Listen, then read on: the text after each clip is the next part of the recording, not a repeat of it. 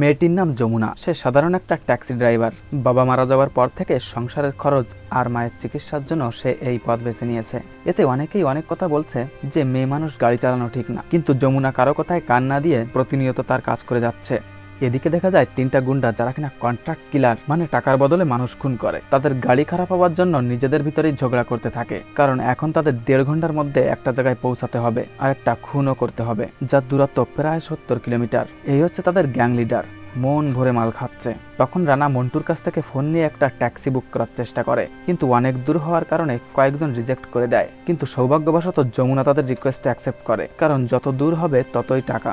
যমুনা ওখানে পৌঁছানো মাত্রই ওদের দেখে তার ভিতরে কেমন যেন একটা লেগে ওঠে। আর সে যেতে রাজি হয় না, কারণ একা একটা মেয়ে আর 3টা ছেলে, তাও আবার গুন্ডাদের মতো দেখতে। তখন রনি বলে, প্লিজ ম্যাডাম, আমরা বিয়ে বাড়ির রান্না বান্নার কাজ করি, আমাদের গাড়িটা খারাপ হয়ে গেছে, অনেক চেষ্টা করছি কিন্তু ঠিক হচ্ছে না। ওখানে 1.5 ঘন্টার ভিতর পৌঁছাতে না পারলে বিরাট বড় ক্ষতি হয়ে যেতে পারে।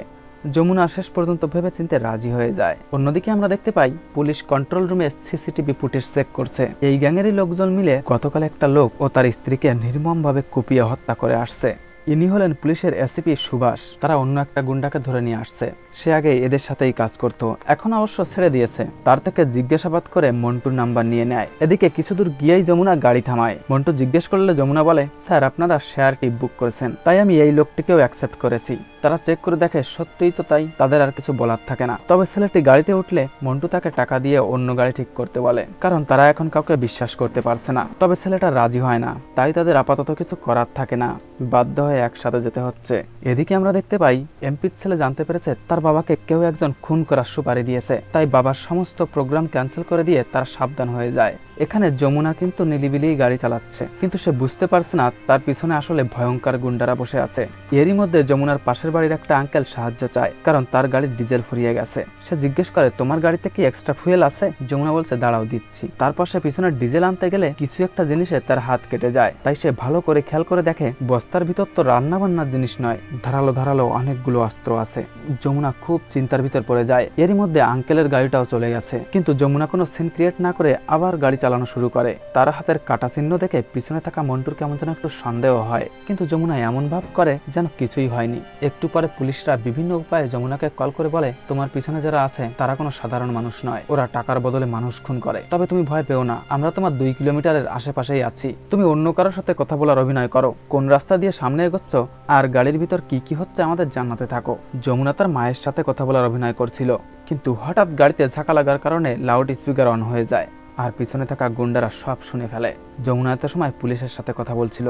সাথে সাথেই রকি সিট বেল্ট দিয়ে যমুনাকে মারার চেষ্টা করে। সে এক হাত দিয়ে নিজেকে বাঁচানোর চেষ্টা করছে আর অন্য হাত দিয়ে গাড়ির স্টিয়ারিং ধরে রাখছে। এই করতে করতে বড় একটা ট্রাকের সামনে পড়ে যায় তারা। যমুনা কোনো রকমে এক হাত দিয়ে গাড়িটাকে বাঁচিয়ে নেয়। এদিকে ভয় পেয়ে ভিতরে থাকা সবার অবস্থা খারাপ হয়ে যায়।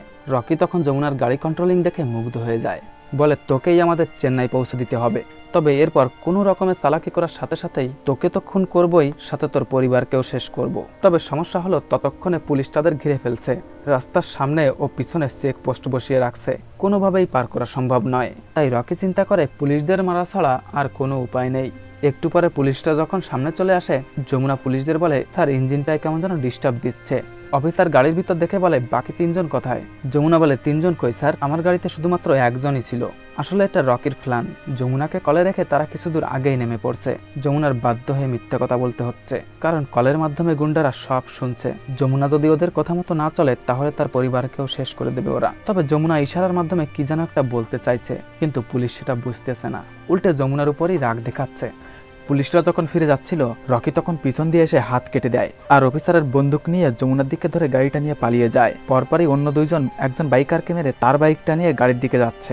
আবার 3 জন গাড়িতে উঠলে রকি বলে, আরো জোরে জোরে চালা, আমাদের খুব শীঘ্রই পৌঁছাতে হবে ওখানে। কিন্তু যমুনা খেয়াল করে পাশে পুলিশ স্টেশন। তখন ওই ছেলেটাকে ইশারায় বলে, তুমি পুলিশ নিয়ে সামনে আসো, আমি তোমাকে বাইরে বেরোনোর ব্যবস্থা করছি। সে সামনে একটা মোড় দেখে গাড়ির কন্ট্রোল হারানোর নাটক করে ছেলেটিকে দরজা দিয়ে ফেলে দেয়, কিন্তু দুর্ভাগ্যবশত রকি সেটা বুঝতে পেরে যায়। কিন্তু কিছুই করার থাকে না, কারণ গাড়ি অনেকটাই দূরে চলে গেছে, পিছনে ফেরা আর সম্ভব নয়। এদিকে দেখতে পাই এমএলএ খুব চিন্তিত হয়ে পড়ছে, কারণ বোঝাই যাচ্ছে খারাপ কিছু হতে চলেছে। তাই সে একটা উকিলকে ফোন করে বলে, তুমি কি আমাকে মারার সুপারি দিয়েছো? উকিল কোনো কথা না বলে ফোন রেখে দেয়। এটা কোনো জানাতানা উকিল নয়, শহরের কাউকে খুন করতে হলে সবাই এনার কাছেই সুপারি দেয়, আর ওই গুন্ডাগুলোকে দিয়ে উকিল খুন করায়। উকিল কোনো কথা না বলে ফোন রাখায় এমএলএ শিওর হয়ে যায় তাকে মারার জন্যই লোক পাঠানো হয়েছে। বাইরে আসতে না আসতে রকিরা সেখানে পৌঁছে যায়। রাস্তায় যারা পাহারা দিচ্ছিল আগে তাদের মেরে ওরা ভিতরে চলে আসে। সাথে সাথেই দুই পক্ষের ভিতরে খুব মারামারি কাটাকাটি চলতে থাকে। অবস্থা খারাপ দেখে এমএলএ ও তার ছেলে পালাতে যায়। ঠিক তখনই রানা তাদের সামনে বন্দুক নিয়ে দাঁড়ায়, কিন্তু পাশ থেকে যমুনা রানাকে আঘাত করলে বন্দুক নিচে পড়ে যায়। এই সুযোগে যমুনা এমএলএ ও তার ছেলেকে নিয়ে গাড়িতে উঠে পালাতে থাকে। রকিও সাথে সাথে তাদের পিছু করে, কিন্তু দুর্ভাগ্যবশত ওরা যে রাস্তায় যাচ্ছিল সেখানে প্রচুর বালি থাকায় গাড়িটি আটকে যায়, যার কারণে একটু পরেই সেখানে রকিরা চলে আসে। গুন্ডারা এমএলএ ও তার ছেলের উপর নির্মমভাবে হামলা করতে থাকে। এমএলএ দুই এক কোপ খাবার পরে নিচে পড়ে গেলেও তার ছেলে পালাতে পারে না। শয়তানগুলো তাকে যে যার মতো কুপিয়ে যাচ্ছে। ঠিক সেই মুহূর্তেই পুলিশ চলে আসে আর রানা এক সাইডে লুকিয়ে পড়ে। সাথে সাথে গুন্ডাগুলো যমুনার গাড়িতে উঠে তাকে গাড়ি নিয়ে যেতে বাধ্য করে, কিন্তু রানা গাড়িতে উঠতে পারেনি। এদিকে দেখা যায় সেই ছেলেটা পুলিশদের গাড়িতে বসে যমুনাদের ফলো করছে। গাড়ির ভিতরে মন্টু কেমন যেন যমুনার শরীরের এখানে ওখানে টাচ করার চেষ্টা করছে। এরকম করতে করতে হঠাৎ অ্যাক্সিডেন্ট হয়। গাড়িটা ডিগবাজি খেতে খেতে যাচ্ছে, এক পর্যায়ে ব্লাস্ট হয়ে যায়। এবার আমরা চলে আসি হসপিটালে। পাশেই এমএলএ বসে আছে, কারণ তার তেমন একটা গুরুতর আঘাত লাগেনি, কিন্তু তার ছেলে মৃত্যুর সাথে লড়াই করছে।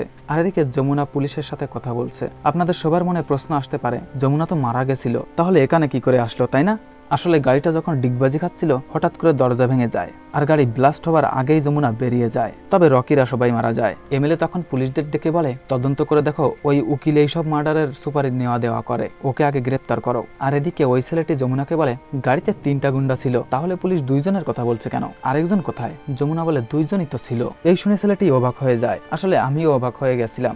একটু পরে যমুনা এমএলএর পাশে এসে বসলে এমএলএ তার পরিচয় জানতে চায়, আর এখানেই কাহিনীর টুইস্ট বেরিয়ে আসে। আসলে এত সময় ধরে যা আমরা দেখছি সবই নাটক ছিল। এইবার আমরা আসল রহস্য জানতে চলেছি। যমুনার বাবা একজন ট্যাক্সি ড্রাইভার ছিল, তবে সে খুব ভালো এবং শিক্ষিতও ছিল। সবাই তাকে কাউন্সিলর নির্বাচনে দাঁড়াতে বলছিল, তবে তার প্রতিদ্বন্দ্বী ছিল এমএলএর ছেলে। সবাই বুঝতে পারছিল যমুনার বাবা নির্বাচনে জয়ী হবে, তাই এমএলএ ও তার ছেলে যমুনার বাবাকে অনেক টাকা দিয়ে বলে, আপনি দয়া করে ভোটে দাঁড়াবেন না। কিন্তু তিনি রাজি না হয় এমএলএ উকিলের কাছে তার সুপারি দেয়, আর তাকে কুপিয়ে হত্যা করে এই মন্টু আর রকি। মায়ের চোখের সামনে এসব ঘটে যাওয়ায় তখন থেকেই তিনি অসুস্থ হয়ে পড়ে। সাজানো সংসার যেন এক মুহূর্তে শেষ হয়ে যায় যমুনাদের। এরপর যমুনা ও তার ভাই পুলিশের কাছে গেলে পুলিশ তাদের মিসিং কেস দিয়ে মিটিয়ে নেয়। তাই যমুনা ঠিক করে পুলিশের কাছে গিয়ে কোনো লাভ হবে না, যা করার নিজেদেরই করতে হবে। আরেকটা সত্য হচ্ছে, রানা নামের যে গুন্ডাকে আমরা দেখছিলাম ওইটাই হচ্ছে যমুনার ভাই। সবাই জানে সে ব্যাঙ্গালোরে ইঞ্জিনিয়ারিং পড়তে গেছে, কিন্তু না, সে ছদ্মবেশে ওই গ্যাংয়ের সাথে যুক্ত হয় আর জানতে পারে তার বাবাকে খুন করার সুপারি দিছিল এই এমএলএ। আর উকিলের লোকজন নির্মমভাবে হত্যা করেছিল তার বাবাকে। তাই কিছুদিন পর যমুনা তাদের সব জমিজমা বিক্রি করে দিয়ে অন্য এক উপায়ে উকিলের কাছেই এমএলএ ও তার ছেলেকে খুন করার জন্য সুপারি দেয়। আর সাথে সাথেই ঠিক করে নেয় বাবার খুনের সাথে যে যে জড়িত ছিল কাউকে সে জীবিত ছাড়বে না। তাই এই খেলায় যমুনা ও তার ভাই নেমে পড়ে। আসলে সেদিন রানা যমুনার কথা মতোই ট্যাক্সি বুক করছিল, আর রাস্তায় যা যা ঘটছিল সবকিছুই যমুনার প্ল্যান অনুযায়ী হচ্ছিল। তবে শেষে এমএলএ কে মারার সময় হঠাৎ পুলিশ এসে সবকিছু গড়মিল হয়ে যায়। আরো একটা ব্যাপার, ওই অ্যাক্সিডেন্ট যমুনা ইচ্ছা করেই করছিল, কারণ সে অনেক আগে থেকেই এটার প্র্যাকটিস করত, যাতে করে তাদের বিরুদ্ধে কোনো প্রমাণ না থাকে। এইসব কথা শুনে এমএলএর চোখ তো মোটা হয়ে যায়, আর সে যমুনাকে ফলো করতে থাকে। তখনই সেখানে যমুনার ভাই চলে আসে বন্দুক নিয়ে। যমুনা ভাইয়ের কাছ থেকে বন্দুক নিয়ে বলে, তুই এখান থেকে চলে যা, বিষয়টা আমি দেখছি। যমুনা এমএলএ কে গুলি করতে যাবে, ঠিক সেই মুহূর্তে পিছন দিয়ে একটা লোক আসে। তখনই যমুনার হাত থেকে বন্দুকটা নিচে পড়ে যায়। লোকটি এসে বলে, সরি স্যার, আপনার ছেলেকে বাঁচাতে পারলাম না। চোখের সামনেই নিজের ছেলের লাশ দেখে সহ্য করতে না পেরে এমএলএ ব্রেন স্ট্রোক করে বসে। পরপরই যমুনা তার কাছে গিয়ে বলে, শয়তান, তোকে এখন মারবো না, তুই এভাবেই বেঁচে থাকবি সারা জীবন, এটাই তোর শাস্তি। অন্যদিকে আমরা উকিলকেও দেখতে পাই, পুলিশের কাছে ধরা খাবার আগেই সে নিজে নিজেই সুইসাইড করে। এদিকে যমুনা তার ভাইকে নিয়ে মায়ের সামনে গেলে অনেকদিন পর দুই সন্তানকে এক জায়গায় পেয়ে তার মা যেন একটু শান্তি পেয়েছে। আর এখানেই আমাদের গল্প শেষ হয়ে যায়। তো বন্ধুরা, গল্পটি কেমন লাগলো অবশ্যই কমেন্ট করে জানাবেন। সকলের সুস্থতা কামনা করে আজকের মতো বিদায় নিচ্ছি। দেখা হবে সামনের ভিডিওতে।